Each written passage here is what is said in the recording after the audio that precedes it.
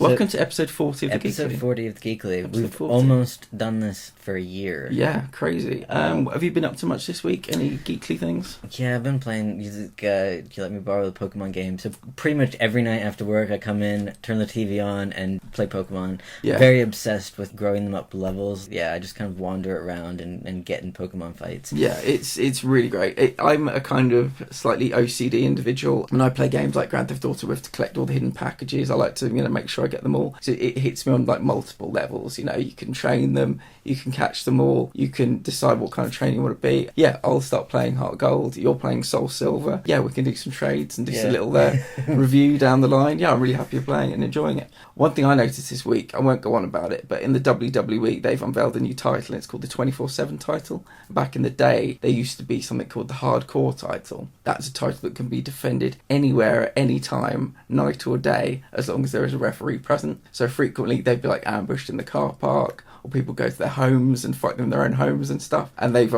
brought that title back, which is really cool. It looks terrible. Everyone on Twitter's talking about how terrible it looks, but I love the idea of that title. I'm happy to see it back. I find it very interesting that there's like this huge cross section of like the geek community and the wrestling community. It doesn't necessarily seem like those two fandoms would kind of overlap, but like there's a huge overlap. I mean, I'm not into WWE at all, but it's all over my timeline because geeky people I follow are all talking about it. Yeah, I don't watch it much anymore, but they're trying to legitimize it a little bit more. I'm really into boxing.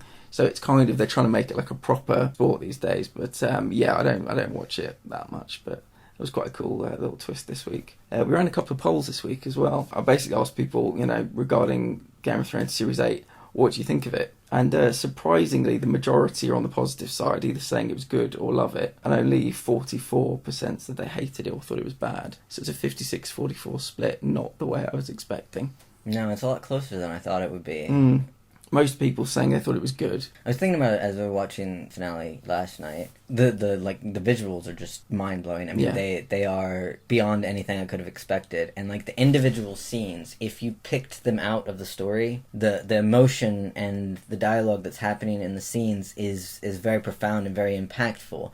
But when you slot them into the 8-season story arc or character arcs, it doesn't fit quite well. And it's a weird sort of juxtaposition where you can like look at something in isolation and be like, yeah, that's a really, really awesome scene. But then when you put it in comparison with the whole, it just kind of it doesn't work well. Yeah, I'd agree with that. The second poll we ran is whether we thought Robert Pattinson was going to be a good Batman. Got 449 votes, so thank you if you voted. And it was 60-40, exactly 60-40 in favour of yay. So I think people are willing to give him the benefit of the doubt, reading the comments. And they picked Ben Affleck to be Batman for the DCEU. I was a little skeptical. I mean, we all remember the Daredevil fiasco, but I don't really think that was down to him so much as the writers and director of the film. We haven't really gotten a middle-aged Batman before. Every incarnation has been young Batman, just starting out, finding his feet kind of thing. I really liked the older, more mature, more run-down Batman, so I'm less excited by Robert Pattinson, because I just feel like we're going to go back and retread territory that we've been over already. I mean, it's Batman, Catwoman, and Penguin. Like, Michael Keaton did that way back when. Yeah, I'm a little disappointed that we're just kind of retreading old territory. Yeah, I'm torn, literally split 50-50. If we get another Batman Begins film where the first 70% of it he isn't Batman, I'd be very frustrated at that. We've kind of had, Gotham has come and gone now, and the very final episode he becomes Batman. We know the story. Well, the story never changes either, and I mean it's always the same thing. You always have them walking down the dark alley, the gun comes out, you get the scattered pearls, which as many people rightly say would not happen if they were actual pearls. I mean, how many Batmans have we had like in our lifetime? 6, 7,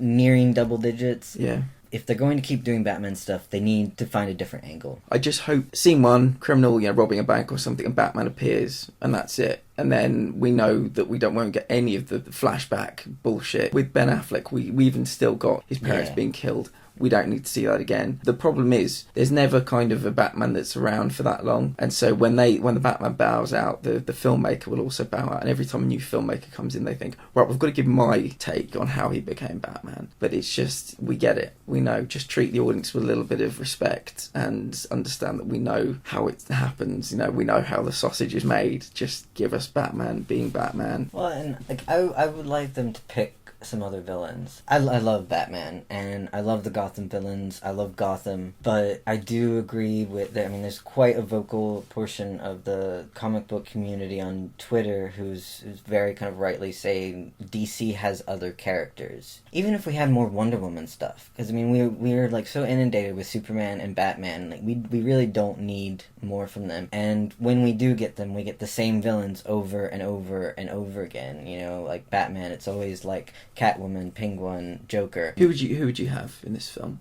I do kind of like the Scarecrow. I mean, there was Jim Carrey's Riddler. Riddler would be mine. I really enjoyed Enigma on Gotham. I would like to see that kind of Riddler portrayed in a film. Yeah, I think the Riddler could be an incredibly dark story. Yeah, it really could. Really testing Bruce Wayne, world's greatest detective and all that, really testing every ounce of that claim.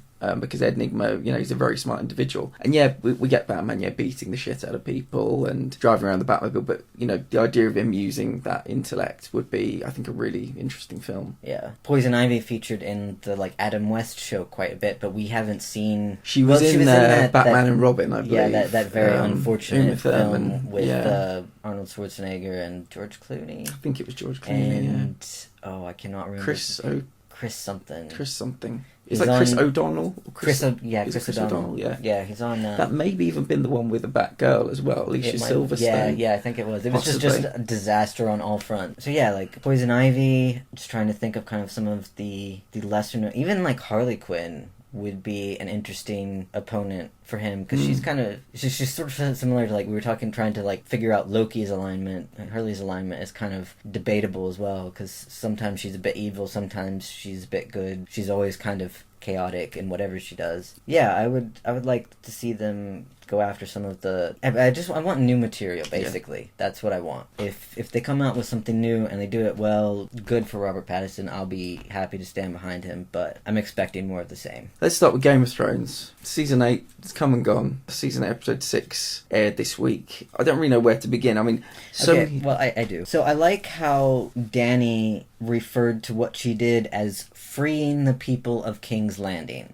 What people are left? Freeing their spirits from their bodies, I think. So many times this season I've been thinking they've got this wrong, and then thought, okay, well, let's see how the season ends. Let's see if they fix these problems that they're causing themselves. And every problem just didn't get resolved, really, that I would have hoped would have been resolved. I actually made a list of completed character arcs. Yeah. And there are only 3. So I have Sansa, the Hound, and Beric. Their arcs did completely what they promised they were going to do. Everything had a payoff at the end. They had Sansa didn't die, but she's the Queen of the North now. She always wanted to be queen, so she got her wish, but I think she's gonna be a better queen than she would have been at the beginning of the series. Arya and Jon sort of have their arcs completed, but for the most part this season they've been wasted talent. Can I ask you a question? What was the point of Jon's revelation and being Aegon Targaryen? Well, I mean, that's one of the things. You see, so Bran is the Three-Eyed Raven for no reason. Jon is a Targaryen for no reason. It doesn't even come up again.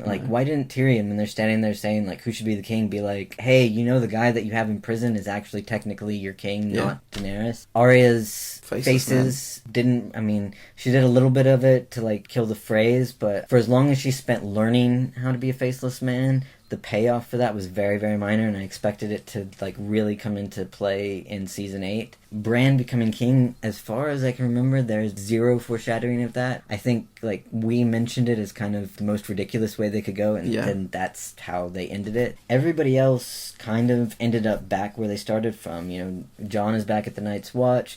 Tyrion is Hand of the King. Jaime went back to Cersei and died for it. Varys was just unceremoniously killed for no fucking reason. For me, a lot of the characters, it felt like their arc over the past 7 seasons was completely thrown away with, and they were just kind of reset to the beginning. Yeah, I mean, Bran, the whole time since Winterfell, his journey was to become the Three-Eyed Raven. He becomes the Three-Eyed Raven, and I understand, if anybody thinks I've misunderstood. I get that means he's just imbued with all this knowledge, the history of mankind. He knows everything. But I mean, the three-eyed raven, I thought the whole point was that he had these other powers. He can travel back in time, sort of. He can walk into animals and people, and none of that really paid off. The warging was really forgotten about. Yeah. I mean, guessing that's what he did when the Night King came into the Godswood, but we don't really know what he did because he just kind of snapped out of it and said goodbye to Theon, and then... Yeah, I mean, all that becoming the three-eyed raven meant was that he was the target for the Night King,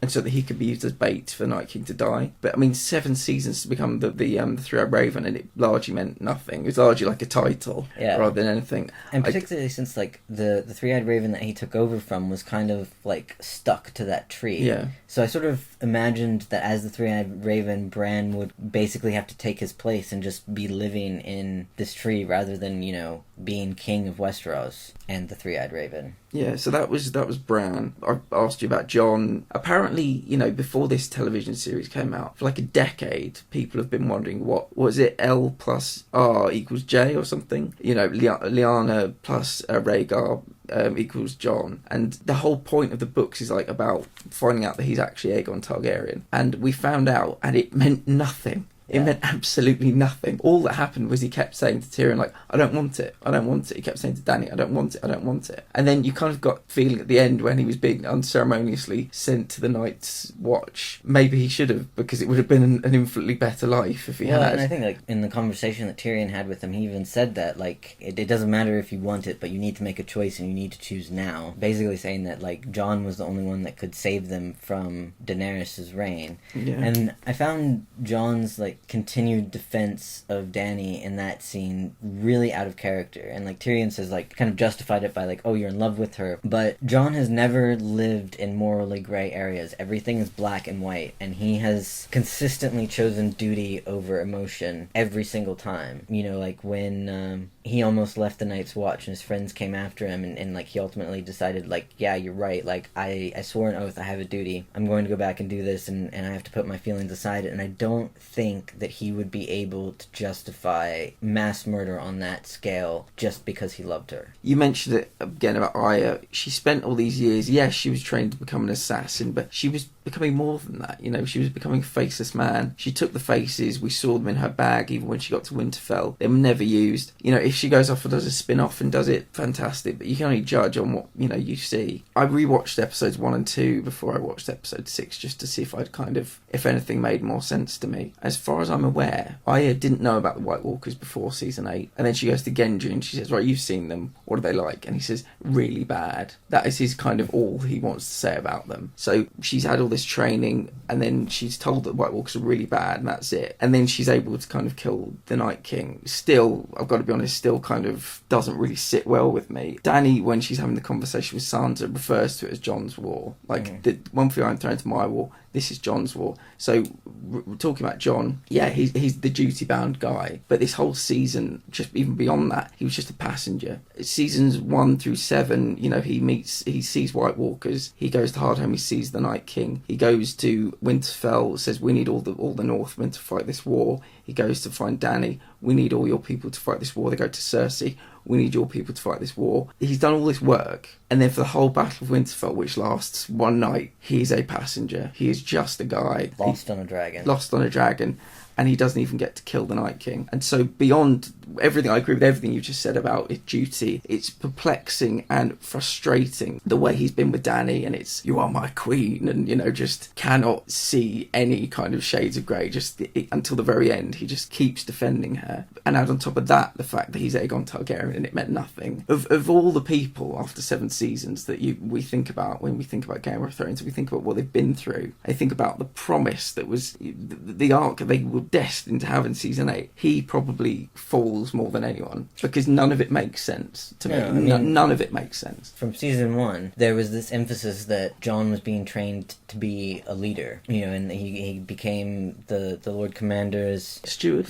Yeah, I couldn't remember the word, but you know, so he became the steward, and the whole thing was, you know, he was being groomed to become like the next Lord Commander. He got the wildlings to follow him. He became the king in the north. He kept saying, you know, I don't want it. I don't want to be the power, but he he also rose to the occasion when power was thrust upon him, and he was a good leader. But then in season 8, it was just completely disregarded. Like, he just got sent back to the Night's Watch. He wasn't even made the Lord Commander of the Night's Watch. I'm presuming by the last scene that he left the Night's Watch to go join the Wildlings, and maybe he's becoming the king beyond the wall now. Yeah. I mean, that would kind of be the best outcome for his arc, given what we have to work with. But yeah, I think there was a lot of foreshadowing for what he would ultimately be, and there was no payoff. Why would Brienne write nice things about Jaime? Why wouldn't she? The way it ended between them? I don't think she had any negative feelings about him leaving, because, like, what he said basically was, I am not a good man, and I shouldn't be here with you because I'm a horrible person. I've done all of these horrible things.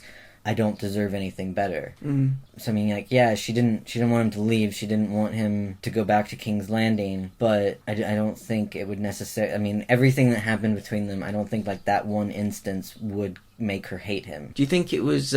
She's obviously head of Kingsguard now. Do you think it's kind of like a duty that she has? I don't know how many people are allowed to write in that book. Was it like a duty thing over emotion? Because for me, it was a weird moment between the two of them, and it kind of made me frustrated that one of them hadn't sort of maybe just died in the Battle of Winterfell. But for me, it was he's kind of been a bit of a shit to me, but I'm just going to rise to this role that I've been given and become better and put duty first. And so she'd write kind of nice things in the book. Well, I mean, I think she's always kind of seen the potential of who Jaime can be, and that has kind of colored her perception of him more than who he actually is. And I think their kind of farewell scene was Jaime sort of pointing that out to her, that, you know, he's not the good man that she wants him to be. He's not the good knight that she thinks he is. He's flawed, he's troubled, he's made a lot of mistakes, he's sided with the wrong people, he doesn't believe he deserves redemption. And I think her writing is not just nice things. Like, I mean, the bits that they showed of her writing were kind of just factual accounts of what happened. You know, he did die protecting his queen, or trying to protect his queen. He did do these he made an oath to Catelyn that he would bring the daughters back. I think it was just her writing down the Jaime the version of Jaime that she felt she knew. So let's talk about the moment where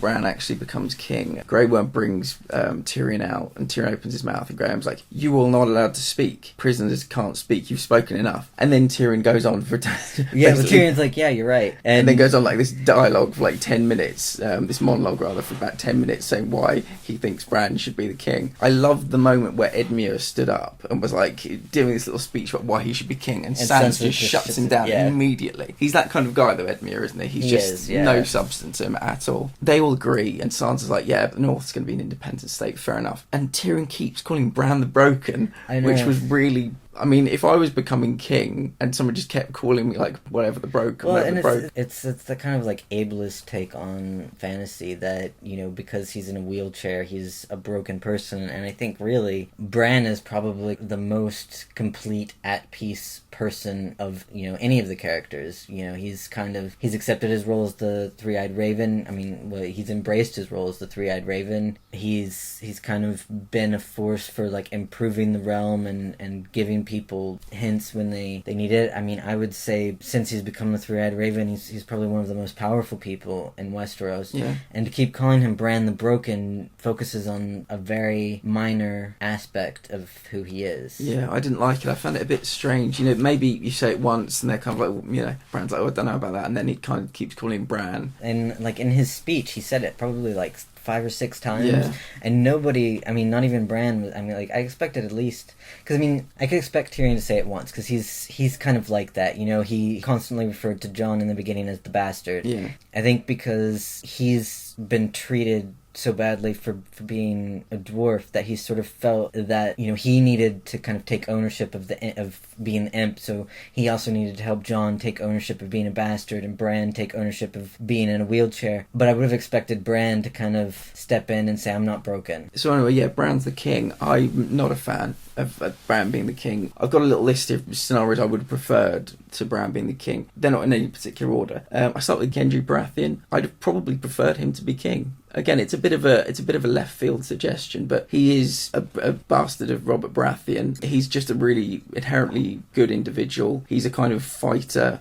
He's a very kind of, seems like quite a just individual. I'm not saying I would have been his queen, but I think that would have been just a nice twist for, he's always kind of talked about her being like Milady and stuff like that, as he's the, kind of this nothing, and suddenly he's got Storm's End, and suddenly he's like king of the Seven Kingdoms, and he would have surrounded himself like the right kind of people. That would have been one suggestion. Any thoughts on Gendry? It probably would have been at the bottom of my list, but I would have been okay with Gendry being better or worse than Bran. Probably better, because I sort of view Bran as kind of like a Merlin role, yes, rather than a king. You've nailed it. You've hit the. I thought at one point he might be like a maester, but obviously he's not a healer in that way. But like, like an oracle kind of situation. I could have seen him like maybe being Master of Whispers. Yeah, you know, I mean, since he kind of knows everything, having a seat on the small council, being kind of involved. Although it would have felt right for him to be Sansa's hand, and because she's Queen of the North now, and the Starks have a very strong bond with each other in the North, and a long history with the Wildlings and the First Men and the people beyond the Wall, and so I've always kind of viewed them as like that's their territory and where they feel most at home.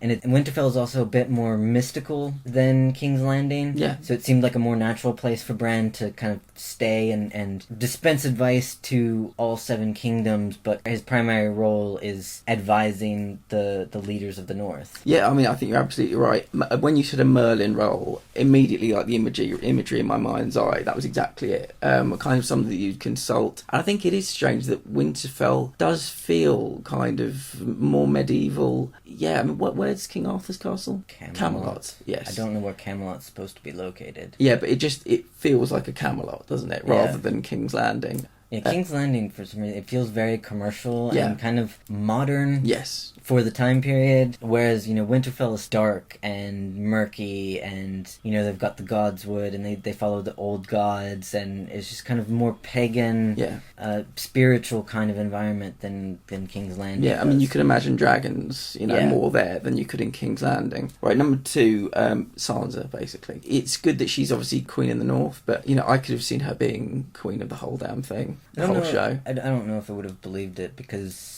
I mean, she's been to King's Landing. She's had a lot of bad experiences there. I think, you know, her kind of journey to the south and return to the north, she's realized that the place she fits most is the north. And she's really kind of gotten behind the idea of the north as its own kingdom and deserving of independence. And I mean, again, it's a thing that, like, the Starks are very, very deeply tied to Winterfell, so it's hard to imagine them anywhere else. Yeah, I think King's Landing, and Bran probably would do the same, but I think King's Landing needs a complete ethos change. And I think nobody more than Sansa has been really taken a hiding from, you know, life throughout these 7-8 seasons. Her growth has been such that she got, you know, she's still a queen, but I think she deserved it more than, if it was about deserve, I think she probably would have deserved it more than most people. She's kind of been through so many trials and tribulations, and she's come out like a stronger, better person. She's got a great tactical mind in the same way kind of Cersei did, and nobody would have altered what King's Landing was about more than her, I think. But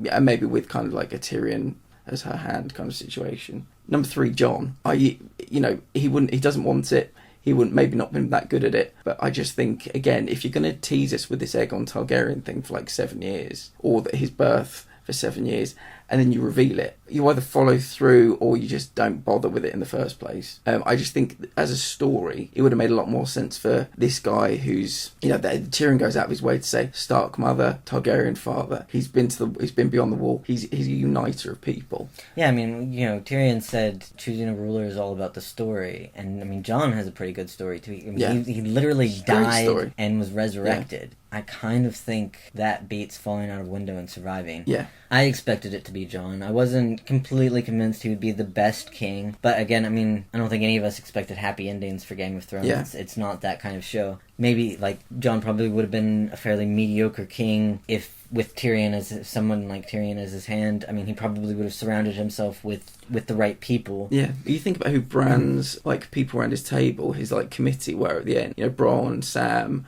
Tyrion, Brienne. That's a great load of people. They all would have taught him something. But I just think, I'd rather they didn't bother with this whole him being Aegon Targaryen thing. They needed to do something with the Targaryen storyline, and they just completely ignored it. And kind of made it seem like the only reason he killed Dany was because she would eventually kill him. Yeah. There had to be something to kind of begin the kind of divide between them. I get that, but if you're not going to follow through with it, it seems like such a weird, huge thing to just bin completely. Yeah. Number 4, a woman. Very broad statement. I found it, I don't know, maybe it's just me, I found it odd that, it was Cersei, it was Dany. I thought it was going to be between the two of them for a lot of it. And the fact that we talked about this last week, and I said that for Game of Thrones has been sort of lauded for what it's done with female roles. You said not so much. Again, it's kind of similar to what we've talked about with Marvel, that the women are used as props to further the male storylines. All of them have been raped, mostly unnecessarily. That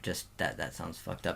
I do not mean that it was necessary for them to be raped, but I mean that it was, rather than being a good kind of point in their individual character development, it was used to further motivate male characters or further along the plot. And it was just kind of, there's a lot of gratuitous violence against women in Game of Thrones, and people like to say that it's historically accurate and whatever, but I mean it's a fantasy story, so it doesn't have to be historically accurate, and there doesn't need to be so much of it, but there is a huge amount of violence against women in this show, and it is very male centric, and I don't think they've done anything revolutionary when it comes to representation for women. They've pretty much followed the standard fantasy tropes and, cast women in very kind of minor and oppressed roles. And, aside from, Sansa's character arc is really well done. It is fully complete. She's made a huge evolution from naive, idealistic girl in season 1 to the very confident,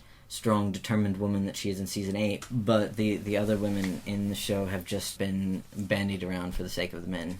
Yeah, that's interesting.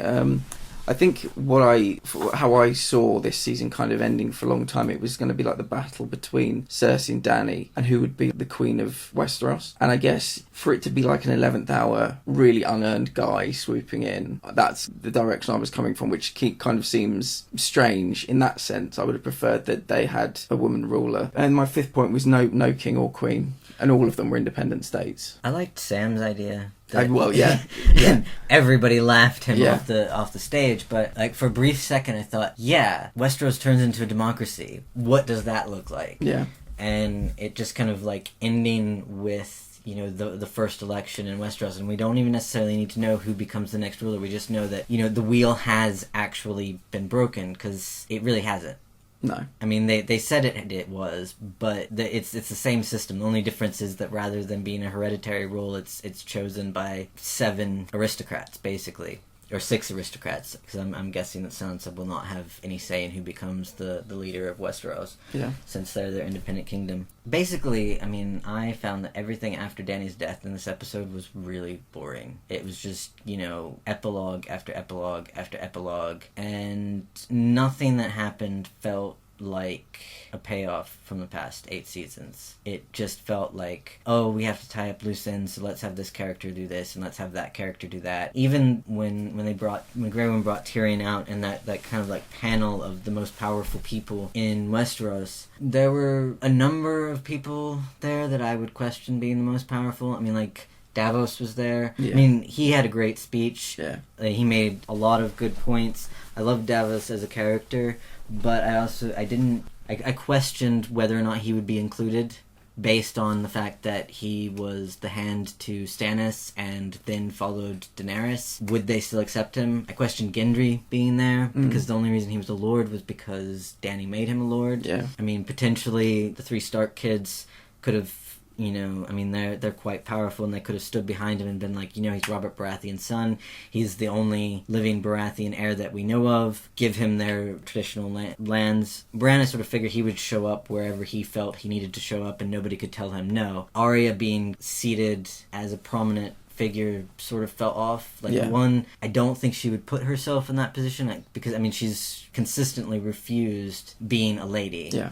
and sitting on that panel sort of implied that she was viewing herself as one of the lords and ladies of Westeros, and it felt out of character for her. I think Grey Worm's cruelty was undeserved. I think a lot of his last sort of 3 episodes have felt a bit. I mean, I could understand him kind of going off the rails when Missandei died, but I also think that like she brought out a lot of humanity in him, and that his love for her would be stronger than his hate, and that he would want to honor her memory more than just kill people indiscriminately. I mean, that's just kind of my personal feelings. Yeah, I mean, really, I could have just pretended this whole season didn't exist. Yeah. And I probably would not have watched the finale if we did not do it for the podcast. Yeah, I mean, my final 2 points would be, when you think about it, a lot of people survived the Game of Thrones. You either win or you die. A lot of people here didn't win, but even more. Well, every one of the 7 kingdoms still had a lord in their house. That's pretty good odds. Doing my rewatch, I think I watched episode 2, which I think is probably the best episode of the season in hindsight. When Tyrion, Jaime, Bran, Podrick, Davos and Tormund were all around the fire, one of them, I can't remember who, but said, "We're all here to contemplate our imminent deaths." So that's 1, 2, 3, 4, 5, 6 people. I and Gendry somewhere else. We're up to 8 people. None of them died in the Battle of Winterfell. None of those 8 people died in the Battle of Winterfell. Only one died in the whole show. I mean, that's one of my biggest complaints with the whole goddamn thing, is that so many people lived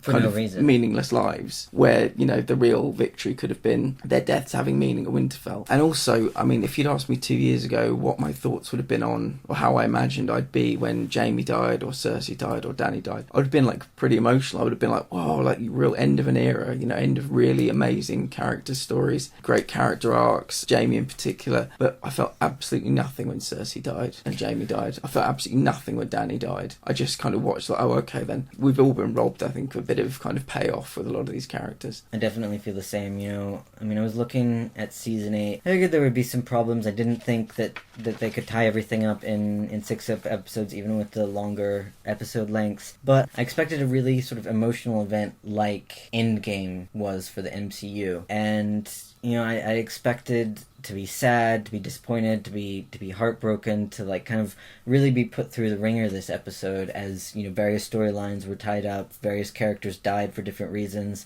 And basically, yeah, for most of the season I just didn't care. Started out kind of on a rocky start, and I was like, alright, they might still redeem themselves. We got to the Battle of Winterfell, and it was like a little bit disappointing, but, you know, there's still 3 more episodes to go. Let's, you know, maybe they'll pull their shit together. And I think it was like episode 4 I watched it, and I was just like, no, I gave them too much credit. They're not going to salvage this, and I lost any sort of investment I'd had over the past 7 seasons very quickly. Yeah, I think the moment it dawned on me that this might be we might be in trouble here was when all through the whole, you know, before this I thought, right, 6 episodes just isn't enough. Every second, every minute is going to be vital. And then episode 1 came and went, and it was all exposition and fan service. I thought, oh shit, we're down to 5 now. And that was when I really started to panic. Let's just try and remember it for the first 7 series. I really enjoyed series 7. A lot of people said that they felt that was the beginning of these issues. I didn't really feel that as much, but there was some great moments in the first 7 series. My particular favourite episode is Hard Home, which I think is one of the greatest episodes of TV in general. But this happens, unfortunately. You know? Well, I think it's very obvious at which point they ran out of source material to base themselves off of. And I think it's equally obvious that Benioff and Weiss approach writing very differently than George R.R. Martin does. He's very character-centered, kind of write your way through the problems sort of author, which is also one of the reasons why he keeps missing deadlines. Though I will say that not everybody who approaches things that way misses deadlines, because I approach things the same way and never miss a deadline. So I could fix Game of Thrones, no problem. Somebody just needs to, like, give me the chance. But Benioff and Weiss were more about plot points and getting characters to be in specific places without really thinking about, would the characters actually do that? And, I mean, neither approach is wrong. It's just we had 2 acts one way, and then in the 3rd act, it totally switched courses. And people felt that, and it didn't work very well. We were expecting the same sort of rich character development we've gotten for the past 7 seasons, and we got a lot of plot-based, action-centered moments that were more about the spectacle than the story that was being told. Yeah, and we both agree, visually, it's just 10 out of 10 across the board. an amazing. absolute aesthetic delight, and many people watch this for that. And when you think about the creators who've gone into this series thinking, let's just give them these big battles and big set pieces. In the 21st century, right now, you know, with things like Twitter and Reddit, we are a very discerning audience. And maybe 20 years ago, these kind of set pieces were all people really interested in. But the MCU is doing these set pieces, but they're also doing great character arcs. They're not, you know, they're not doing everything perfectly, but there are other genre fiction and genre film and TV things at the moment that are doing both. We can have both. It's not a situation where we have to choose anymore. You know, the geekdom is mainstream now. And the creators, the best creators, are big fans of some of these geeky things. And so they will spend that extra time giving us both. And this has been a situation where we've really got one rather than the other. And people have loved it and people have also hated it. It depends what you like, really, I guess. Yeah. Yeah, I mean, I think that's basically what it comes down to. I generally prefer characters over everything, so when characters behave weirdly or do something out of character or kind of dropped off, I get really upset about it. More so than if, like, a plot point is missed. I can forgive plot holes. Bad character development, no, that's like an unforgivable sin.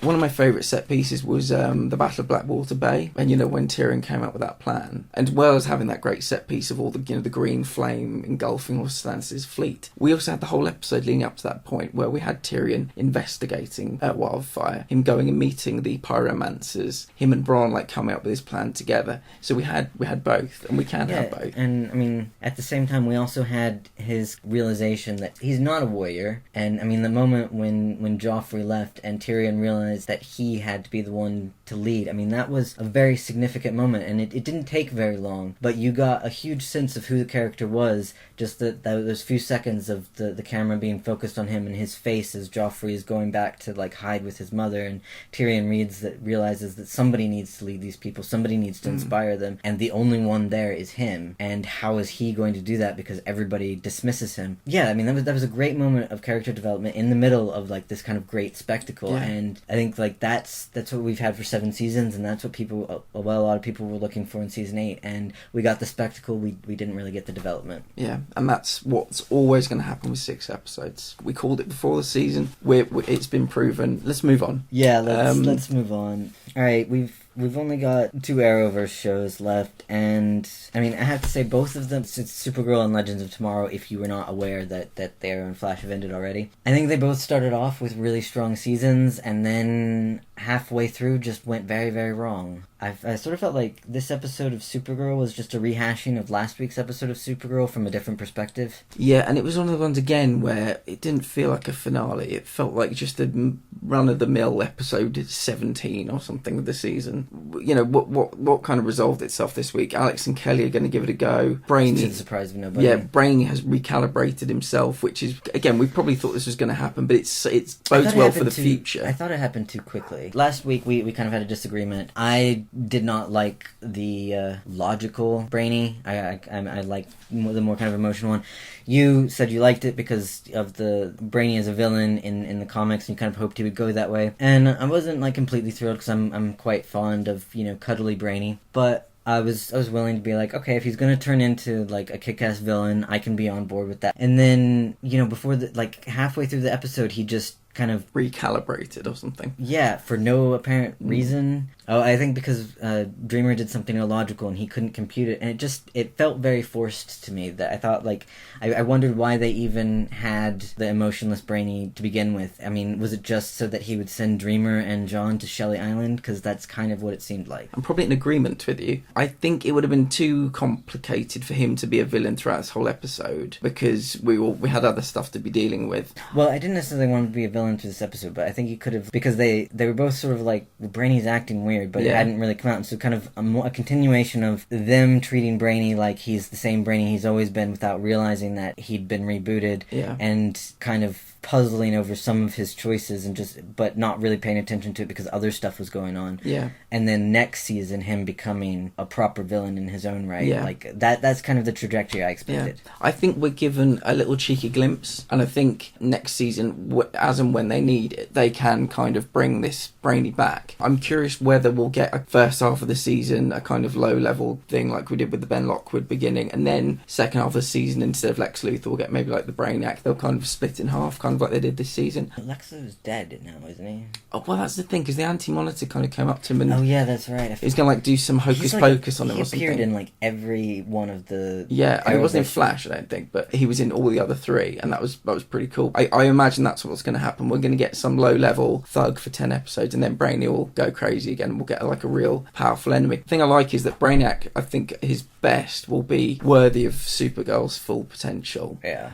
She won't need to kind of be, you know, swept aside for a little while, or kryptonite poisoning keeps her in like a little room for a whole episode or whatever. She can, you know, flex her muscles, which would be nice. And I think like her holding back will also feel a bit more natural because she has that friendship with Brainy. So you'll have sort of the evolution of her coming to terms with the fact that one of her close friends is now suddenly her enemy, and how does she reconcile those two things, and forcing herself to fight at full level because that's the only way to stop him. Yeah, because all I want is, if we've got a Supergirl show, give me villains that, you know, Supergirl is necessary for, and we don't have that. You know, even Ben Lockwood having Coronel isn't that. You know, we had barely worthy of James with superpowers. Yeah. Like, and I mean, we still got James with, or no, he's because Lex stabbed him with the thing, so all three of them have lost their superpowers. Yeah, so all I want is just a worthy villain, and that would be Brainiac.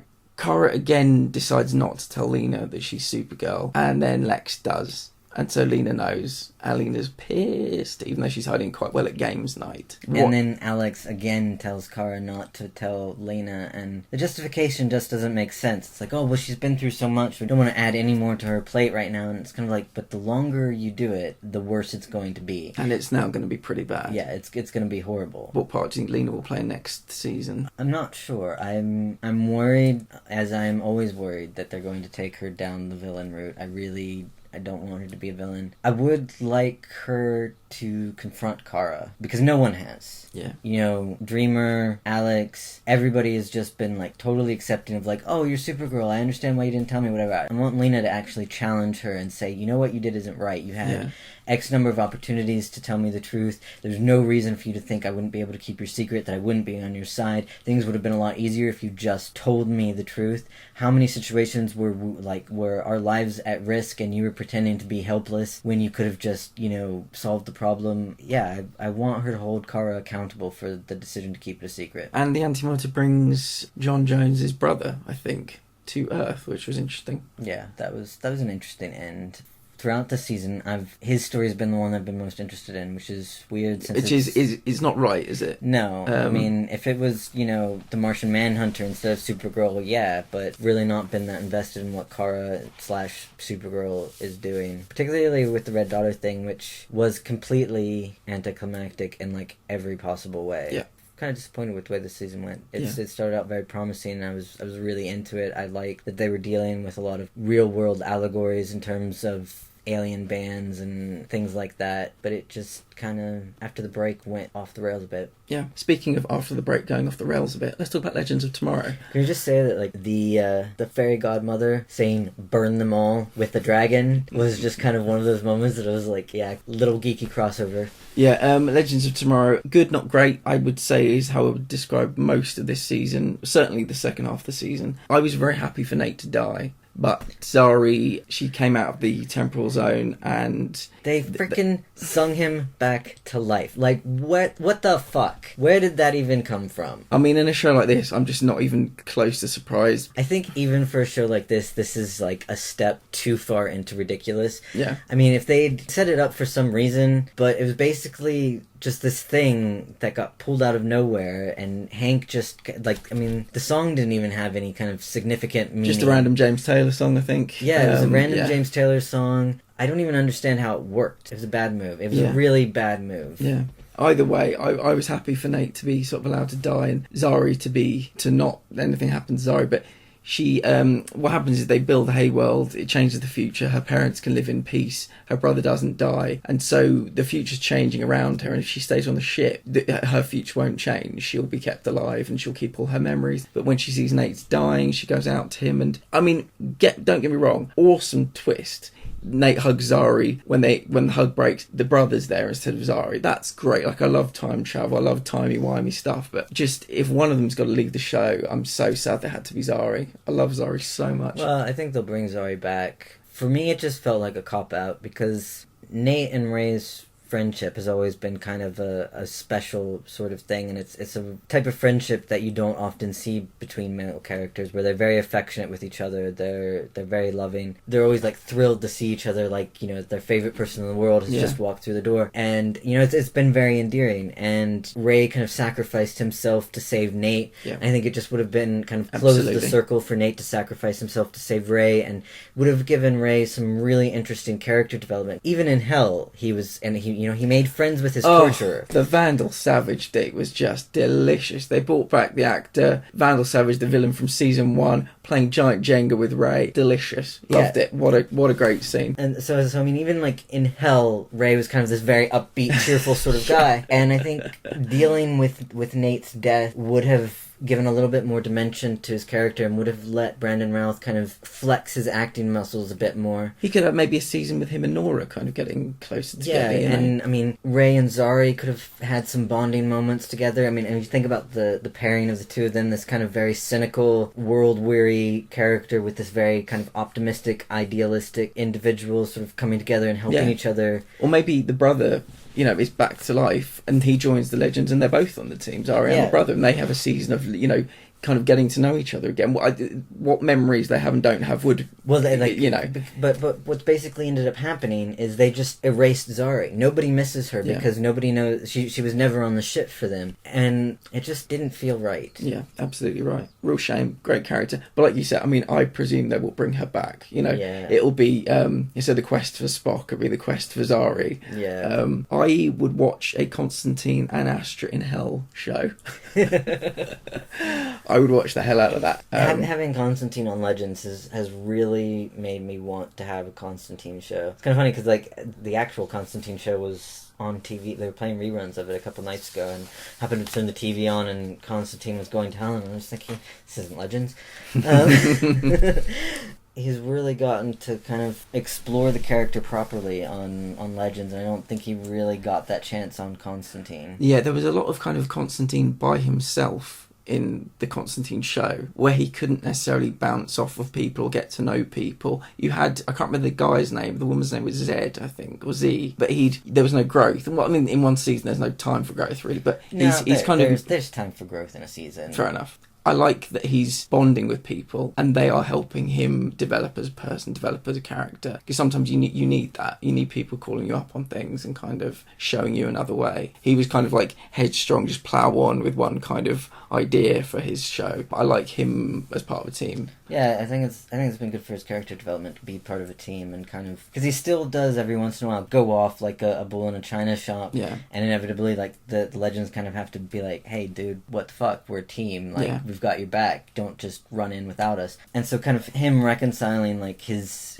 nature with the team thing, and you've even seen him, you know, like, he started out like, I'm never dressing up in costume, and then we get to like the summer camp one, and you know, he's still got his tie, but he's sort of dressed up. Hi, I'm Counselor John. Yeah. And so yeah, you see him sort of making these very small concessions to the team, and I think, I mean, just given Constantine's backstory, like everything I know from the comics, the show, the movies, the whole conglomeration of Constantine and representations of Constantine, he is very much a loner who doesn't know how to play well with others, so it's been fun watching him try to learn how to do that. And so it's not always been pleasurable. It's been quite awkward for him at times to conform to a kind of group situation. This week, Keanu Reeves said he would absolutely love to be Constantine again. I don't know how I feel about that. For me, there is only one Constantine now. Yeah. I mean, I enjoyed Keanu Reeves in the film, and at the time I thought, you know, yeah, like, this is a good Constantine. Then we got Constantine on Legends, and that's it. That's my Constantine forever now. So, what would you say about this season as a whole? Mysteries, I quite enjoyed. I liked the Case of the Week style before the break. Given the season finale I can see why they rushed the relationship between Nate and Zari. Although, given the fact that Zari has now been erased, I don't understand the point of that. I mean, yes, it brought her out of the shit, but... Now, the twist would be if he was in a relationship with the brother. I mean this is DC. But see, it's kind of a repeat of what happened with Amaya. Their relationship got unwritten a little bit as when she went back, and then Charlie came in, and so I'm disappointed in them. Yeah. I expected better. First half of the season, really great. Very promising. I was so excited to have Legends come back after the break, and so disappointed when it did. Yeah, I would say Legends stick to case of the week. Don't worry about the big bad. You should do the crossovers, though. Yes. Yeah, and the Monitor is there watching the kind of Hey World show going on, so it looks good that they'll be kind of brought in. Tale of Two Halves, I think, this season, but I'll probably give it another chance next year. Well, I mean... Whether we'll review it on the podcast is another question, but... Yeah. I'm looking forward to seeing the Monitor play a bigger role in all of the shows, just because, we've seen several different sides of him so far. It's going to happen in 2019 and 2020. It's going to be spread across 2 years. Yeah. Very excited. Let's move on to Doon Patrol. I mean, it was an okay episode. Wasn't exceptional. Wasn't horrible. We learned absolutely nothing new. Especially after last season with, Mr. Nobody being like, yeah, the superhero team is finally there. We've had, 10 episodes of navel-gazing. We're doing something different, and... then we didn't. So Flex sends them to the white space, and Mr. Nobody gives Rita, Larry, Cliff, and Jane the option to go back and live their lives back before they kind of each had their own kind of cataclysm in their life. Go back and live it from there, and you can redo it, and you can be back in your lives. They all chose not to. They went to the white space, and I loved the bit where they were reliving the same day over and over. I thought maybe only Niles was aware of it. And then Mr. Nobody's basically like, oh, well, you won't live in this kind of constant repeat, Niles, if you tell them the secret. And the secret was that Niles was responsible for all of these terrible things that happened to them. Which is a great secret. Yeah, and that was like the final minute. Yeah. Everything before then was a best of... And it was nice to see the Beard Hunter, nice to see Danny Street, we got some more Flex, but everything we've already seen it. Yeah, a kind of frustrating thing for the penultimate episode of a season, would you say? Yeah, I mean, if it had been any other episode, I probably wouldn't have viewed it as critically, but being the penultimate episode, with them particularly calling attention to the fact that it's the penultimate episode by being called Penultimate Patrol, yeah. I expected more build-up, more tension ramping up for the final episode. I mean, the last minute where, Niles does reveal he's responsible for everything that happened to them, that was kind of wow. I would have liked the whole episode to kind of have a bit more of that. We've now got 1 hour left to tell this story. Well, I mean, we'll see how they do. I've really enjoyed this season so far, I have to say. It looks beautiful, it sounds beautiful. I like the bit where they were all dressed in the uniform, the red and white uniform, getting either stood on, blown up by rockets, or vaporised by the laser beam in the robot's eyes. I like that. I like that Flex flexed the wrong muscle, and they all had an orgasm. Yeah, this is what everybody's been talking about for the past week, basically. Yeah. I mean, yeah, it was great fun. I mean, that's as good as a cliffhanger as we've had in the Arrowverse probably for 2 years. Sorry, I know this isn't in the Arrowverse, but we can't help but compare things to the Arrowverse. It's the best kind of cliffhanger of all the shows, DC TV shows. I just hope they stick the landing, and this would be a very competent, not life-changing, but well done first season in a new show. So we did 2 episodes of the Twilight Zone this week, and I mean, so the first one was 6 Degrees of Freedom, and it was basically about the idea of the great filter in terms of sentient beings' evolution. Yeah, really interesting concept. Yeah. Can a civilization meet an alien race before they destroy themselves? It's like which technology will it's more about land on another planet, not necessarily meet another race. Oh, okay. So I thought it was announce themselves to the universe. The idea is that the Great Filter weeds out most advanced civilizations, which is why advanced life is incredibly rare in the universe. So the presumption is that there isn't intelligent life out there in the universe because it's already killed itself, and kind of the signifier of a truly advanced life form is a life form that is able to expand beyond its own planet before it destroys itself.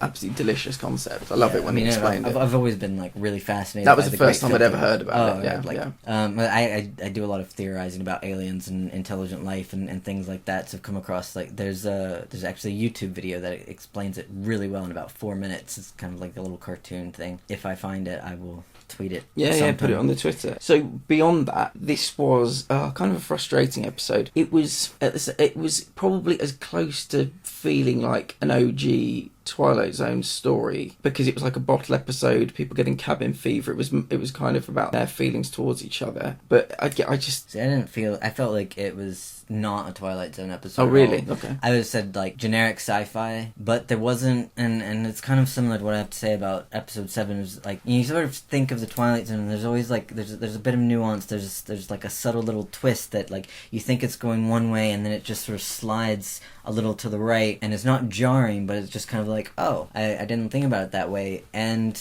everything in this was signposted with such clumsy hands. You know, like, the guy starts going on about how it's just a simulation and they're being watched and all of this other stuff, and, you know, I was sitting there thinking, that can't be the way they're going, because that's too obvious. Because it was very early on that he started going on about this. Yeah. And he thought they'd been diverted into a simulation. They hadn't really taken off. There hadn't been, you know, the missiles going, whatever. And then it turns out he was right. Except it was an alien race. And it was like, but there wasn't any foreshadowing that they were being observed by some alien race. There wasn't... It just felt very exposition-y and very, you know, like the writers were telling us what was happening rather than showing us what was happening, which they should do in a television show, which is visual. Yeah, I mean, for me, I haven't really enjoyed The Twilight Zone. We're 7 episodes in. I haven't really connected with an episode except episode 2, I would say. My interpretation of The Twilight Zone is, or shows of this kind of ilk, is that there's a kind of inherent creepiness to them. There's like a morality tale woven in as well. You think you know what's happening. At the end, maybe the rug will be pulled out from underneath you. And this was like a bottle episode where everyone was kind of living on top of each other, kind of...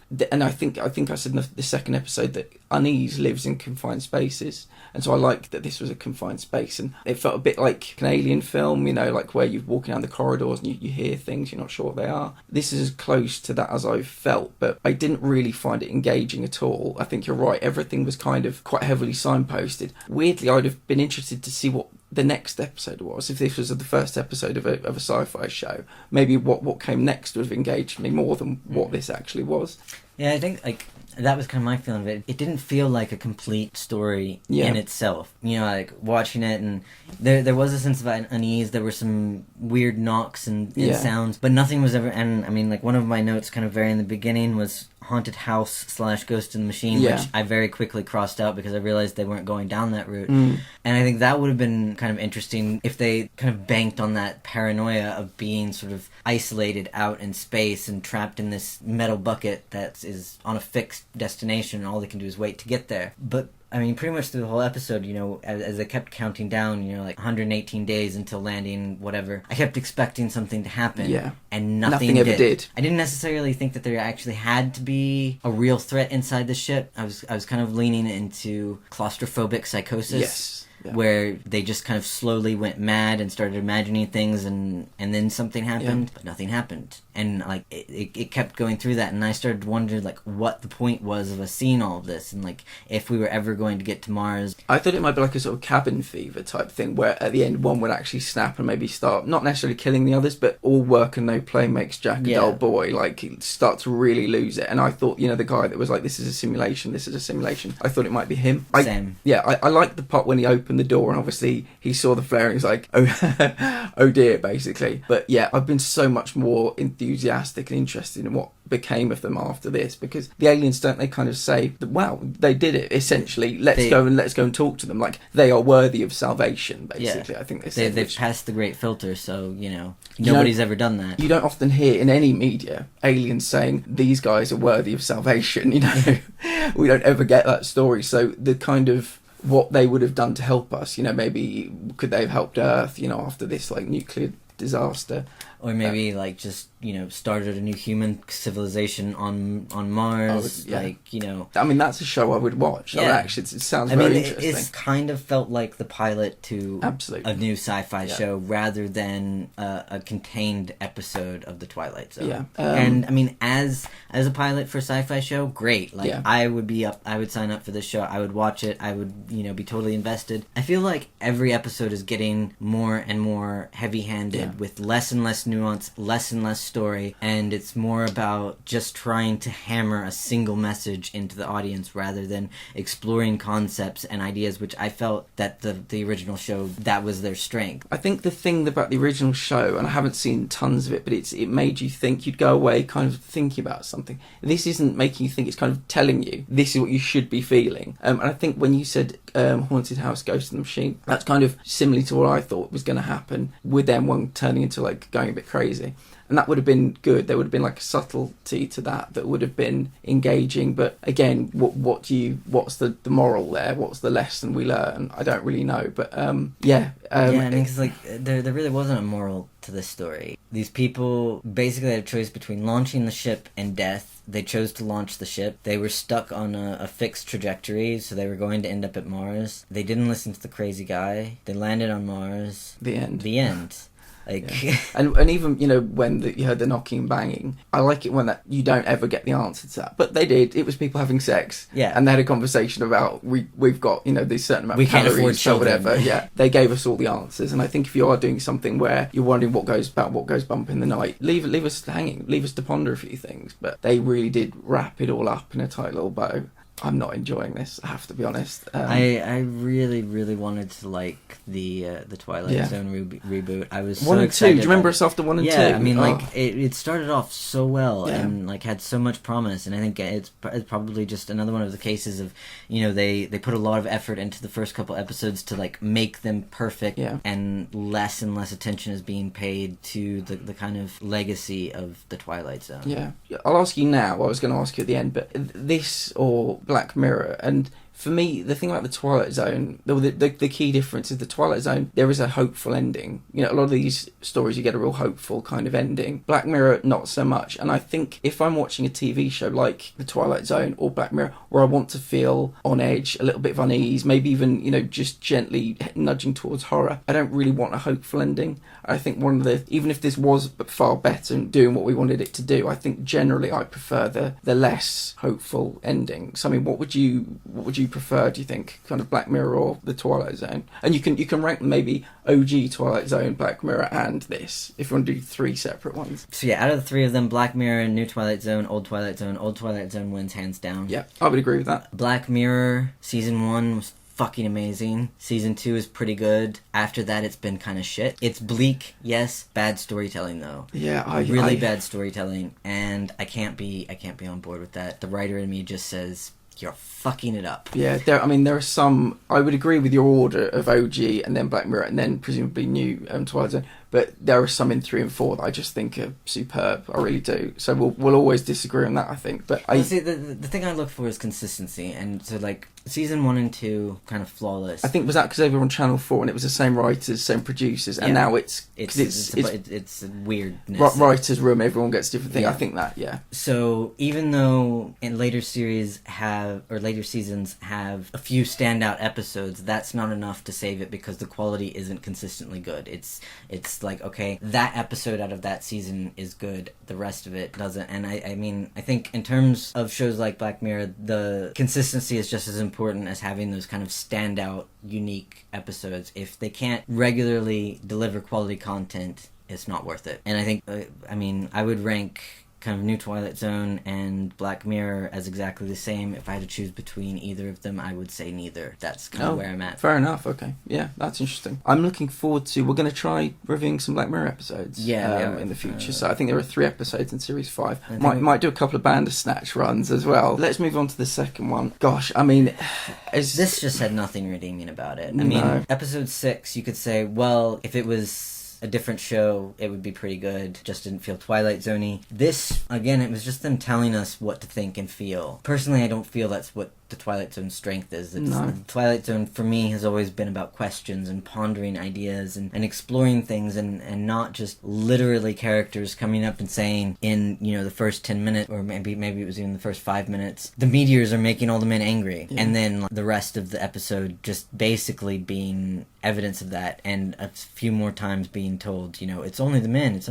I mean, I kind of get what they were going for, but again, there's no subtlety to it. I mean, the Wunderkind had no subtlety. This had all the subtlety of a sledgehammer. I watched this last night. I went to bed and I really pondered over this episode, thinking what the message was. And the message, I think, aimed at women is that the main character tried to kind of justify her attacker by saying, like, he was, you know, altered by these meteorites. I think that's what kind of... And then she was telling her friend, it's the meteorites, or whatever, or the asteroids, or whatever they were. They're turning the men into this. And then at the end you found out that the meteorites or asteroids had no effect on men's chemistry. It was just that they would make them angry. And then all men were given this binary decision. Do I give in to the anger or do I say no? And I think the message was that there is never an excuse for this behaviour. Even if it's the most logical thing to think it was the meteorite, there is never an excuse. And so that's, you know, really trying to wade through a lot of the kind of terrible storytelling here. That was the message, but I just think there are better ways and subtler ways to tell it. And that was the message to women.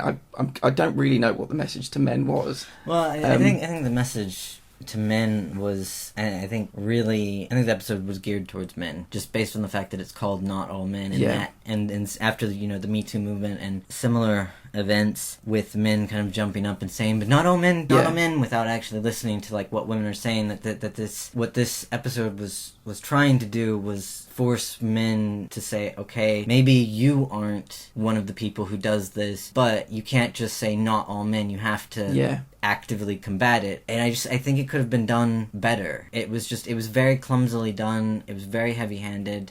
There was no kind of art or technique to it. It was just men are shit, basically, and saying not all men is bullshit. Yeah, I mean, every man that came into contact with the meteorite gave into it in this episode. Yeah, and even the sister's husband, I think. He killed a guy. Yeah. Which so all of these men had this binary choice, and they all kind of gave into it, except one towards the end. Every time she would like grab her friend and kind of say, "It's just the men," and I almost thought she was going to kind of like her head was going to slightly tilt and pan to look down the camera, like do like a really obvious like wink, and then kind of like move back in. Frustratingly heavy-handed, you know, incredibly important messages, but they were kind of, you had to dig around a lot of clumsy storytelling to see them. I would say. And I think that kind of reduces their effectiveness. I would agree with that. Yeah, because I'm sure there are quite a lot of people who do scream the not all men mantra who watch this episode and just felt like men were being attacked pointlessly rather than that the show was trying to like comment on something that's actually happening in society now. I mean, that's really unfortunate, because one of the strengths of speculative fiction, which I think is kind of where the Twilight Zone falls into more than like sci-fi or fantasy or something like that, the strength of speculative fiction is its ability to get people to think about ideas that they would normally resist if they were presented in a different way. And the Twilight Zone reboot is failing in that regard. I think, you know, if you're watching The Wunderkind, you're watching particularly this episode, I think a lot of people would be really put off by how heavy you're really hit over the head with a lot of things in this episode. You need to disguise things, I think. You need at the end of the day to someone go, oh shit, like in bed, literally go, wow, that was about like colonization. Oh my god, like it's like a Trojan horse to get the information into your brain, and then after the consideration, you realise what they're actually talking about, and it was like an analogy for something else. Yeah, I don't think anybody's gonna walk away from this episode thinking about it hours later. I barely thought about it as I was watching it. I mean, like I was really struggling to pay attention to the episode all the way through. I was the opposite. I literally, more than any other episode, it made me think, but it made me I was very frustrated because, like you said, I think the message is incredibly important. It's the message of literally, there's no more important message in the world than we've seen in the media recently than kind of this. It's almost like causing a disservice to the it's a ideas. Disservice to it. It's just, and I mean,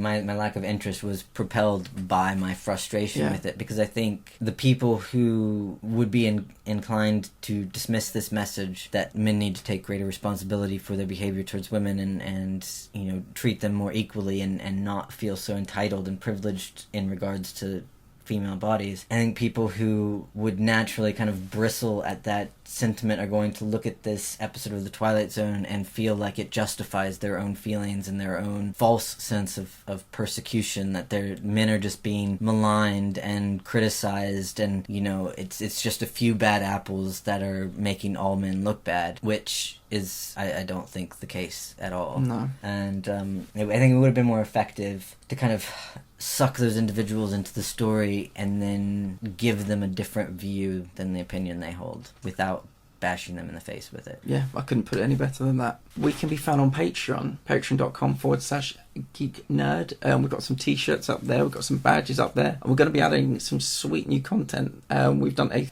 Thor Ragnarok watch along, so it's the kind of thing where you turn it on, you turn on the film, and we will be it'll be like having two friends in the room having a little chit two chat very with annoying friends who talk all through the whole movie. Yeah, I mean there are a couple like serious moments when we pause for a few seconds. But yeah, mostly we go off on a bunch of tangents that just listen to. I mean, if you're people like us, you will literally love it. It's the kind of thing where we're talking about other MCU films, talking about where this person's been in. It's like a director's commentary, I guess. Yeah. Think of it like from that. us. Yeah. We're on Facebook /The Geekly, and we're on Twitter @GeekNerdPod. And we also have badges available in Canterbury at the Curzon, Gulbenkian, Dyson Destiny, Faversham Creek Creative, and we have some in Rochester at Get Ready Comics. I think that's just about it for this week. Yeah, and if you like what you've heard, please leave us a review on iTunes. See you later. See ya.